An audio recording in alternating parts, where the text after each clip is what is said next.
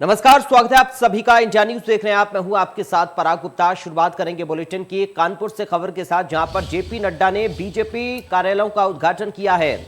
उद्घाटन के बाद जेपी नड्डा ने संबोधन भी दिया और कहा कि पार्टी कार्यकर्ताओं से मजबूत होती है। हमारे कार्यकर्ता जनसेवा कार्य में लगे हैं। कोविड काल में कार्यकर्ताओं ने काम किया और साथ ही जेपी नड्डा ने कहा कि बीजेपी राष्ट्रवाद से प्रेरित है। सीएम योगी आदित्यनाथ ने भी संबोधन दिया और कहा कि 7 जिलों के कार्यालय का वर्चुअल उद्घाटन हुआ है। क्षेत्रीय स्तर पर अपने कार्यालय होने चाहिए।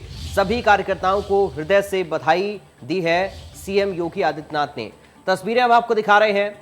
जेपी नड्डा और योगी आदित्यनाथ ने अपना अपना संबोधन दिया और कई बातों का जिक्र किया है। तस्वीरें आप देखिए, 7 जिलों के कार्यालय का वर्चुअल उद्घाटन हुआ है, ये सीएम योगी ने बताया और कहा कि क्षेत्रीय स्तर पर अपने कार्यालय होने चाहिए। सभी कार्यकर्ताओं को हृदय से बधाई दी है मुख्यमंत्री योगी आदित्यनाथ ने। ये बड़ी और अहम खबर आपको बता रही हैं। बीजेपी राष्ट्रवाद से प्रेरित है, ये बात कही है जेपी नड्डा ने और सीएम योगी आदित्यनाथ ने भी अपना संबोधन दिया। बड़ी और अहम जानकारी आपको बता रही हैं। 7 जिलों के कार्यालय का वर्चुअली उद्घाटन किया है। सभी कार्यकर्ताओं को हृदय से बधाई दी है सीएम योगी आदित्यनाथ ने। कानपुर से संवाददाता राहुल वाजपेयी हमारे साथ लाइव जुड़ गए इस वक्त। राहुल, क्या कुछ अपडेट है? कार्यालयों के उद्घाटन पर पहुंचे जेपी नड्डा और मुख्यमंत्री योगी आदित्यनाथ। जी देखिए पराग, मैं आपको बता दूं कि कानपुर में 7 क्षेत्रीय कार्यालय, एक क्षेत्रीय कार्यालय और 7 कार्यालयों का भारतीय जनता पार्टी के कार्यालयों का उद्घाटन राष्ट्रीय अध्यक्ष जेपी नड्डा द्वारा और मुख्यमंत्री योगी आदित्यनाथ द्वारा किया गया है। मैं बता दूं कि इसके बाद एक बूथ सम्मेलन, बूथ अध्यक्षों का सम्मेलन किया था। 52 विधानसभाओं के करीब 22,000 बूथ अध्यक्ष रेलवे ग्राउंड निराला नगर पहुंचे थे, जिसके बाद जो राष्ट्रीय अध्यक्ष हैं उन्होंने भारतीय जनता पार्टी को राष्ट्रवादी पार्टी बताते हुए अपना पूरा भाषण दिया। इसके अलावा मुख्यमंत्री योगी आदित्यनाथ ने भी अपना भाषण दिया। हाँ, इसमें एक बात ये रही, चाहे वो राष्ट्रीय अध्यक्ष हो चाहे मुख्यमंत्री योगी आदित्यनाथ, दोनों ने विपक्ष पे जम के प्रहार किया, करारा प्रहार किया। चाहे कांग्रेस हो, चाहे सपा हो, चाहे बसपा, इन सब पे तीखे प्रहार किए राष्ट्रीय अध्यक्ष जेपी नड्डा द्वारा और मुख्यमंत्री योगी आदित्यनाथ द्वारा। तो कहीं ना कहीं जो अध्यक्ष हैं, बूथ अध्यक्ष हैं, वो मजबूत होगा तो पार्टी और मजबूत होगी। तो ये बूथ अध्यक्षों का एक जिस सम्मेलन में राष्ट्रीय अध्यक्ष ने शिरकत करी, मुख्यमंत्री योगी आदित्यनाथ ने शिरकत करी। जी राहुल, कुल मिलाकर बूथों को और मजबूत करने की तैयारी बीजेपी कर रही है और लगातार अभियान भारतीय जनता पार्टी की ओर से चलाए जा रहे हैं और हम देख रहे हैं कि खुद दिग्गज इस वक्त मैदान में नजर आ रहे हैं। जी निश्चित तौर पे कहीं ना कहीं 22 की जो वो पूरी तरीके से बीत चुकी है। एक तरफ चाहे सत्ता पक्ष हो, जगह जगह अपने कार्यक्रम कर रहा है, वहीं विपक्ष भी कोई मौका नहीं छोड़ रहा है, जिसको लेके आज सत्ता पक्ष द्वारा बूथ सम्मेलन का कानपुर में आयोजन किया गया, जिसमें 7 जिले के बूथ अध्यक्षों को करीब 52 विधानसभा के 22,000 बूथ अध्यक्ष यहाँ शामिल हुए और पूरा कार्यक्रम रेलवे ग्राउंड निराला नगर में हुआ। जी राहुल, आपका बहुत शुक्रिया तमाम जानकारी और इस पूरी बातचीत के लिए। तो संवाददाता राहुल वाजपेयी कानपुर से हम तक जानकारी पहुंचा रहे थे इस पूरे कार्यक्रम को लेकर, प्रोग्राम को लेकर, जिसमें जेपी नड्डा और मुख्यमंत्री योगी आदित्यनाथ शामिल हुए। बढ़ते आगे, कांग्रेस महासचिव प्रियंका गांधी ने एक ट्वीट किया है। उन्होंने अपने ट्वीट में लिखा कि कानपुर की जनता ने कोविड में कष्ट झेला, खराब स्वास्थ्य सुविधाओं से कष्ट झेला है जनता ने, लेकिन बीजेपी की प्राथमिकता देखिए, बीजेपी ने भव्य कार्यालय तैयार कर दिया। तो ये तंज कसा है प्रियंका गांधी ने ट्वीट करते हुए और कहा कि खराब स्वास्थ्य सुविधाओं की वजह से जनता ने कानपुर में कष्ट झेला है, लेकिन बीजेपी की प्राथमिकता देखिए कि कार्यालय तैयार किए हैं बीजेपी ने। तो ये ट्वीट हम आपको दिखा रहे हैं। एक खबर की कटिंग उन्होंने शेयर की है और शेयर करते हुए लिखा है कि कोविड की वजह से कष्ट झेला है जनता ने, लेकिन बीजेपी अपने कार्यालयों का उद्घाटन कर रही है। संवाददाता खुर्रम निजामी हमारे साथ जुड़ गए हैं। खुर्रम, ट्विटर के माध्यम से प्रियंका गांधी लगातार एक्टिव हैं और एक बार फिर से बीजेपी के जो कार्यालयों का उद्घाटन किया है जेपी नड्डा ने, उनको लेकर प्रियंका ने तंज कसा है।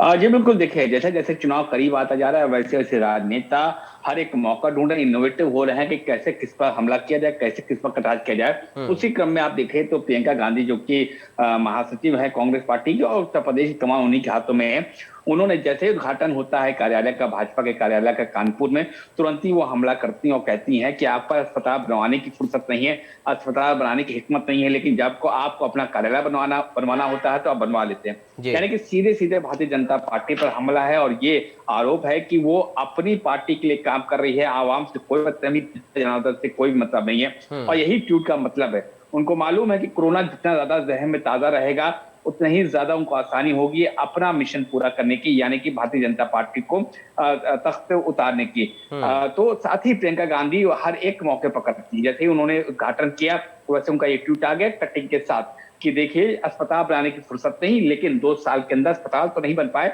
लेकिन बीजेपी का काटी कार्यालय जरूर बन गया कानपुर में। तो ये बताता है कि आपको सिर्फ राजनीति से मतलब है, आवाम से कोई मतलब नहीं, जनता जनार्दन से कोई मतलब नहीं। इसका फायदा कितना मिलेगा प्रियंका गांधी और कांग्रेस को, ये तो 2022 के चुनाव के नतीजे ही बताएंगे। कोविड को लेकर लगातार बयानबाजी उत्तर प्रदेश में खुर्रम हमने देखी है। एक तरफ यूपी सरकार ये कह रही है कि कोविड काल में अपने बेहतर मैनेजमेंट किया, जिसकी तारीफ भी हुई, और वैक्सीनेशन के आंकड़े की बात करें तो 14.5 करोड़ का आंकड़ा भी पार हो गया है। वैक्सीनेशन में एक रिकॉर्ड हमने कायम कर दिया है, लेकिन विपक्ष अभी भी कोविड काल को भूल नहीं रहा है। देखिए, ना वो भूलना चाहता है और ना ही विपक्ष ये चाहता है कि आम जनता भूले कि कोरोना काल में हालात क्या थे। विपक्ष चाहता है कि जब जब भी कोरोना की बात हो तुमको याद आए कि व्यवस्था कितनी लचर थी, उनको याद है कि किस तरीके से एक ऑक्सीजन सिलेंडर के लिए, एक बेड के लिए आप तरसे थे। और वहीं पर जो सत्ता पक्ष है बार बार इस बात को जताना चाहती है कि अगर आज कोरोना से आप बच पाए तो सिर्फ और सिर्फ जो एक बेहतर प्रबंधन था उस कारण आप बच पाए। और यही लड़ाई है, कौन जीतेगा कौन हारेगा ये तो वक्त ही बताएगा। लेकिन हाँ, अपोजिशन हो, चाहे कांग्रेस पार्टी हो, चाहे समाजवादी पार्टी हो, चाहे बहुजन समाज पार्टी हो, ये सब जब कोरोना की बात आते हैं तो बताते हैं कि ऑक्सीजन सिलेंडर के लिए कितनी ज्यादा मशक्कत करनी पड़ी एक आम आदमी को, ऑक्सीजन बेड के लिए कितनी मशक्कत करनी पड़ी थी, किस तरीके से क्रियाक्रम में मशक्कत करनी पड़ी थी, ये सब याद दिलाता है अपोजिशन। तो वही जो सत्ता पक्ष है वो ये बताती है, खासतौर से भारतीय जनता पार्टी की बात मैं कर रहा हूँ, वो ये बताती है कि किस तरीके से जो उचित प्रबंधन था, किस तरीके से उत्तर प्रदेश, चूंकि सिर्फ प्रदेश नहीं है बल्कि एक कई देशों से बड़ा प्रदेश है, वहां पर किस तरीके से बेहतर प्रबंधन किए गए, देश में हमारा हिंदुस्तान कैसे नंबर 1 रहा, मुफ्त में टीका कैसे लगा, तो इसकी लड़ाई चल रही है। बहुत शुक्रिया खुर्रम तमाम जानकारी और इस पूरी बातचीत के लिए। बढ़ते आगे, प्रोफेसर रामगोपाल यादव की पुस्तक का विमोचन हुआ। मुलायम सिंह यादव ने इस पुस्तक का विमोचन किया। अखिलेश यादव और कवि कुमार विश्वास भी इस दौरान मौजूद रहे। प्रमोद तिवारी और आरजेडी के मनोज झा भी इस दौरान मौजूद रहे। कुमार विश्वास ने मुलायम की तारीफ के पुल बांधे। मुलायम सिंह ने कुमार विश्वास को प्रस्ताव दिया।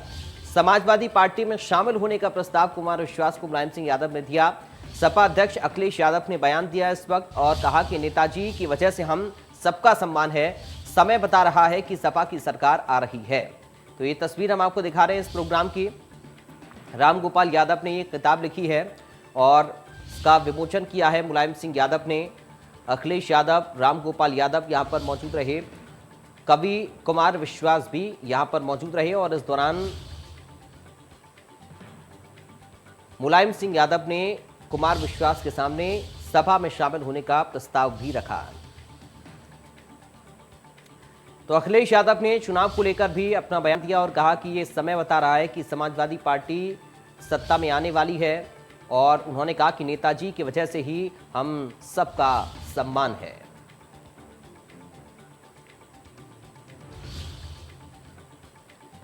तो ये देखिए तस्वीरें, रामगोपाल यादव ने एक किताब लिखी है जिसका विमोचन मुलायम सिंह यादव ने किया है। जीवन भर का रास्ता,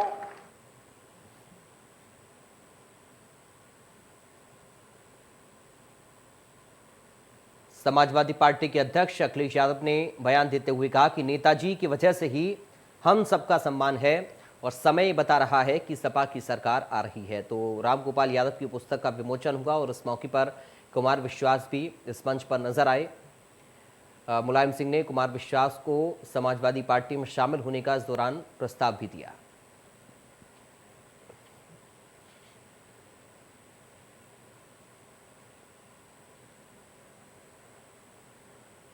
तो ये तस्वीरें हम आपको दिखा रहे हैं। रामगोपाल यादव ने इस पुस्तक को लिखा है, जिसके विमोचन के मौके पर मुलायम सिंह यादव और कुमार विश्वास नजर आए। अखिलेश यादव यहां पर मंच पर आप देख सकते हैं और अखिलेश यादव ने 2022 के विधानसभा चुनाव को लेकर भी अपना बयान देते हुए कहा कि इस बार सपा की ही सरकार बनेगी और नेताजी का सम्मान, नेताजी की वजह से ही हम सबका सम्मान है।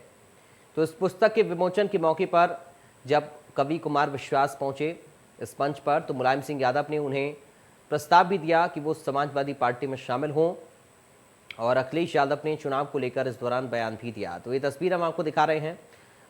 पुस्तक का विमोचन करते हुए मुलायम सिंह यादव इस मंच पर हैं, रामगोपाल यादव, अखिलेश यादव, कुमार विश्वास।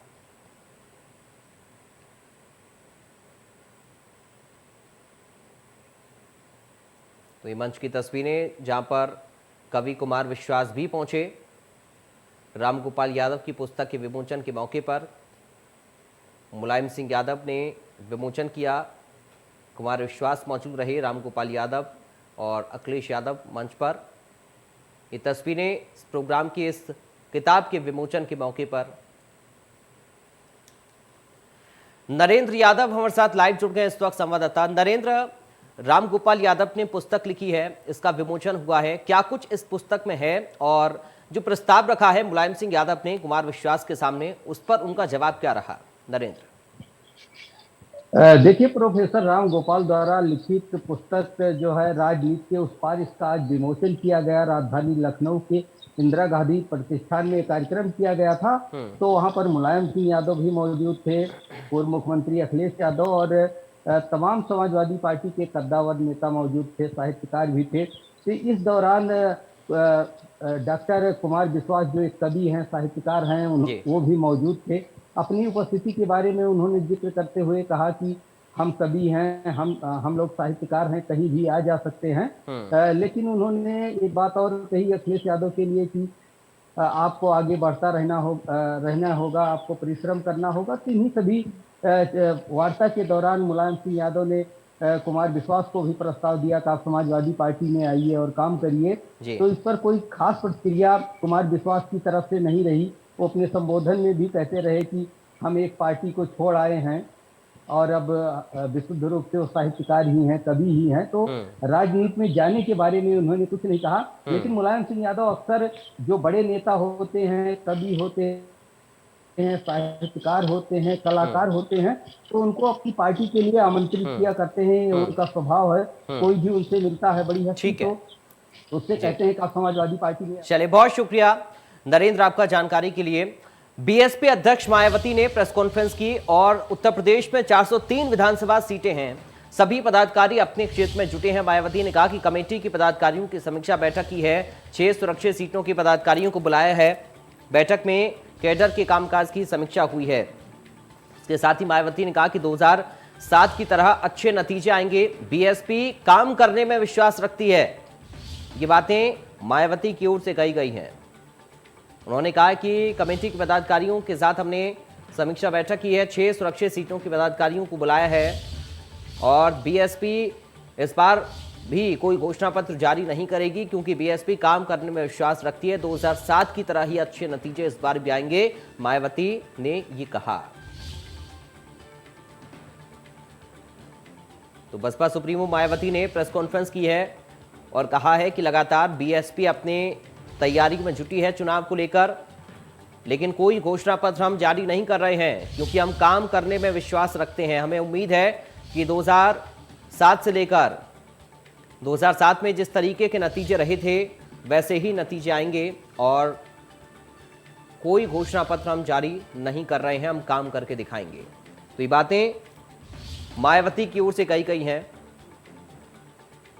उन्होंने कहा कि 2007 से 12 तक जो काम किए हम उन्हीं काम के बलबूते इस बार सत्ता में आएंगे और जनता को उन्हीं कामों को याद दिलाएंगे, उसी विकास को हम याद दिलाएंगे। तो प्रेस कॉन्फ्रेंस की है मायावती ने और कहा कि यूपी में 403 विधानसभा सीटें हैं, सभी पदाधिकारी अपने क्षेत्रों में जुटे हुए हैं। रजनीश पांडे जुड़ गए संवाददाता। रजनीश, क्या कुछ कहा मायावती ने, इस बार भी कोई घोषणा पत्र नहीं होगा? देखिए, मायावती का साफ फंडा है कि 2022 में मजबूती से हमारी पार्टी जनता के बीच जाए। उसका कारण भी है तो जिस तरह की सपा और बीजेपी के बाद कांग्रेस की मौजूदगी दिख रही है, कहीं बसपा दिखाई नहीं दे रही है। तो एक बड़ा सा सवाल है, जिस तरह पहले बसपा में टिकट के लिए मारामारी होता था, बहुत पहले प्रभारियों के नाम की घोषणा हो जाती करे, लेकिन कुछ जमीन पे दिखाई नहीं दे रहा है। ये सच्चाई है। तो मायावती ने जो आज मायावती जी ने 86 सीटों पे जो उन्होंने मीटिंग बुलाई थी, वो सुरक्षित सीटें हैं, जिसमें 84 अनुसूचित जात के लिए, एससी के लिए, 2 एसटी सीटों के लिए है। उन्होंने कहा कि 2007 का जादू हम दोहराएंगे। 2007 में इन सारी सीटों पे बसपा ने चुनाव जीता था, उसमें बड़ा फार्मूला ब्राह्मण का था। और उन्होंने कहा कि बसपा सतीश मिश्रा की लीडरशिप में जिम्मेदारी है, और जब ब्राह्मण और दलित का समीकरण बनेगा तो उनका साफ, ठीक है, यानी बीएसपी इस बात पूरी सक्रियता के साथ चुनाव में उतर रही है। बहुत शुक्रिया रजनीश आपका जानकारी और बातचीत के लिए। ग्रेटर नोएडा में 25 नवंबर को पीएम मोदी जेवर इंटरनेशनल एयरपोर्ट का शिलान्यास करेंगे, जिसको लेकर मुख्यमंत्री योगी आदित्यनाथ तैयारियों का जायजा भी लेंगे और इसलिए वो नोएडा आ रहे हैं। पीएम मोदी शिलान्यास के बाद यहां एक जनसभा को भी संबोधित करेंगे। नोएडा में एशिया का सबसे बड़ा इंटरनेशनल एयरपोर्ट है, वो बनने जा रहा है। ऐसे में कहें तो जेवर क्षेत्र में चांद लगने वाले हैं। नोएडा से कहें तो दिल्ली भी बिल्कुल करीब है। वहीं अगर यूपी की बात करें तो यूपी में भी बिल्कुल ही कहें तो आगरा कह लें या अलीगढ़ कह दें, वो भी नोएडा से सटा हुआ है। मैं इसी वक्त उसी जगह पर मौजूद है। कहें तो ये जो सामने आप जमीन देख रहे हो, यहाँ पर रनवे है, वो तैयार किए जाएंगे, या कहें 2023 तक 2 रनवे हैं, वो तैयार कर दिए जाएंगे। और वहीं अगर बात की जाए तो लगभग 1336 हेक्टेयर में जो पहला चरण है वो बनकर तैयार होगा। लगभग कहें तो 30 करोड़ की लागत से जो पहला चरण है एयरपोर्ट का, वो तैयार हो जाएगा। ऐसे में तैयारियां हैं वो जोरों शोरों से चल रही हैं। इस एयरपोर्ट की बात करें तो इस एयरपोर्ट बनने के बाद तमाम जो एनसीआर क्षेत्र के लोग हैं उनको कहीं ना कहीं रोजगार से लेकर तमाम जो तरीकों के कहीं ना कहीं उन्हें काफ़ी विकास का योगदान है वो मिलेगा। साथ ही अगर बात की जाए जेवर एयरपोर्ट की, तो जेवर एयरपोर्ट बनने के बाद एनसीआर के जो कहें तो जो दिल्ली में जो एक एयरपोर्ट है उस पर भी जो भार है उस पर भी काफ़ी कमी आएगी। साथ ही अगर जेवर एयरपोर्ट की बात करें तो सालाना जो जेवर एयरपोर्ट सवारियों की बात पर 1.2 करोड़ सवारियों का सालाना बैठने की जो व्यवस्था है वो बनाएगी। साथ ही कहें तो अब जेवर एयरपोर्ट कहें तो एशिया का सबसे बड़ा भव्य एयरपोर्ट बनेगा। तमाम जो तैयारियां हैं वो हो चुकी हैं, लेकिन ये जरूर है कि अब कहें तो ये जो पहला चरण का रनवे होगा जिसमें 2 चरण तैयार होंगे, उसके लिए 6 गांवों की जमीन है वो ली गई है। कहीं ना कहीं अब किसानों ने जमीन भी दे दी है, जो काम है वो भी एयरपोर्ट पर शुरू हो चुका है। 25 नवंबर को देश के प्रधानमंत्री नरेंद्र मोदी जेवर इंटरनेशनल एयरपोर्ट का शुभारंभ करने के लिए नोएडा पहुंचेंगे। मैं इस वक्त उसी गांव में मौजूद हूं। देखोगे तो यहाँ पे तैयारियां हैं बड़ी ही जोरों शोरों से चल रही है। कहीं ना कहीं देखोगे तो अब आज कहें तो मुख्यमंत्री योगी आदित्यनाथ का आगमन है, जो कि जो तैयारियां चल रही हैं प्रधानमंत्री के आगमन को लेकर उसका निरीक्षण करेंगे। साथ ही कहें तो और भी जो तमाम जो जगह है जहाँ पर कहें तो जो पंडाल आप देखोगे तस्वीरों में किस तरीके से लगभग 5 लाख लोगों की आने की जो कहें तो लोगों की भीड़ है वो इस सभा में जुटाई जाएगी। तैयारियां हैं वो जोरों शोरों से चल रही हैं। कहीं ना कहीं अब देखने वाली बात यह है कि आखिर इस बार जो जेवर एयरपोर्ट इंटरनेशनल एयरपोर्ट की बात करें तो बड़ी ही कहें तो उत्साह लोगों में देखा जा रहा है। लगभग कहें तो 1 हफ्ते से लगातार जो तैयारियां हैं वो जेवर एयरपोर्ट को लेकर चल रही हैं। ऐसे में एक तस्वीर और भी दिखाएंगे। देखोगे तो हमारे पीछे जो कई लगभग कहें तो 1 किलोमीटर तक यहाँ पे जो कुर्सियाँ वो आपको यहाँ से नज़र आ गई। कहीं ना कहीं जो कहें तो इस बार जो पीएम का आगमन है लगभग 25 नवंबर को प्रधानमंत्री नरेंद्र मोदी नोएडा पहुँचेंगे, उसी के चलते ये तैयारियाँ हैं बड़े ही जोरों शोरों से। हाँ, एक तरफ देश के प्रधानमंत्री नरेंद्र मोदी जेवर एयरपोर्ट का शिलान्यास करेंगे, वहीं दूसरी तरफ एक जनसभा को भी संबोधित करेंगे। या कहीं ना कहीं जो यूपी का चुनाव है उसकी शुरुआत इसी एयरपोर्ट से कहें तो जनसभा से शुरुआत होने वाली है। कई जनसभा में लगभग 5 लाख भीड़ जुटाने की बात कही जा रही है। ऐसे में देखो जो तैयारियां हैं वो भीड़ जुटाने के लिए देखोगे जो कुर्सियों का लगभग 1 लाख कुर्सियों का इंतजाम किया गया है। और कहीं ना कहीं जो कहें तो इस कुर्सियों पर बैठने के लिए जो तमाम जो एनसीआर क्षेत्र है, जिसमें कहें बुलंदशहर या गाजियाबाद, यहाँ से लोगों की भीड़ है वो जोड़ा जाएगा। और भी कहें तो बात कहें तो इस संबोधित करने के दौरान जो जनसभा को तमाम जो बीजेपी के बड़े दिग्गज नेता हैं, सीएम मुख्यमंत्री योगी आदित्यनाथ समेत तमाम बड़े बीजेपी के नेता हैं, वो उस जनसभा में मौजूद रहेंगे। हाँ, एक तरफ तो फिलहाल इन तमाम खबरों के साथ इस बुलेटिन से मुझे दीजिए इजाजत। आप देखते रहिए इंडिया न्यूज।